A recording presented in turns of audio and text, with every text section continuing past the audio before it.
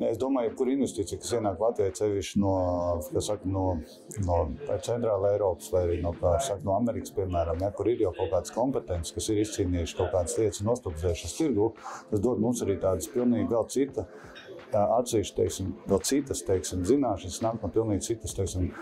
kompetences vai virzienu. Jo mēs, šeit uz vietas Latvijā, darbojoties, mūsu zināšanas ir ļoti augsta līmeņa. Tāpēc, ka mēs starptautiskā zinātnē sadarbojamies, bet ja nāk jau no industrijas, tas ir vēl viens cits skatu punkts, kas var stiprināt arī mūsu konkurēt spēju vispār kā Latvija arī, ar gan ar kompetencēm, tas ir viens, tas varētu ieinteresēt arī citas industrijas, kas nāk tiekšā, un otrs arī mums arī celtos cilvēku, es teiktu, kompetenci, līdz ar to arī viņu, veikt spēju. Es domāju, ka es esmu pārliecināts, tas tikai domāju, ka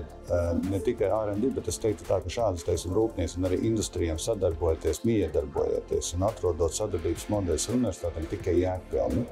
Sevišķi ne tikai,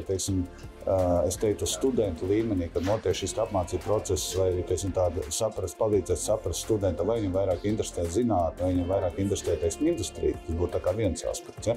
Tas patiesībā dod arī iespēju augstāk vai dziļāk, augstāks raudzes zinātnē,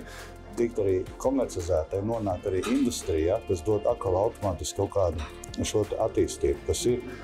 es teiktu, arī ļoti svarīgs elements, ne tikai, kā saka, zinātnē un industrijai, bet arī kopā Latvijai, jo jebko, ko mēs spēsim tātad no zinātnes komercē pārvērst vai ieviest kādā no industrijām, pat ne tikai bet jebkurā industrijā, jo sevišķi, jo augstāks raudzes zināšanas,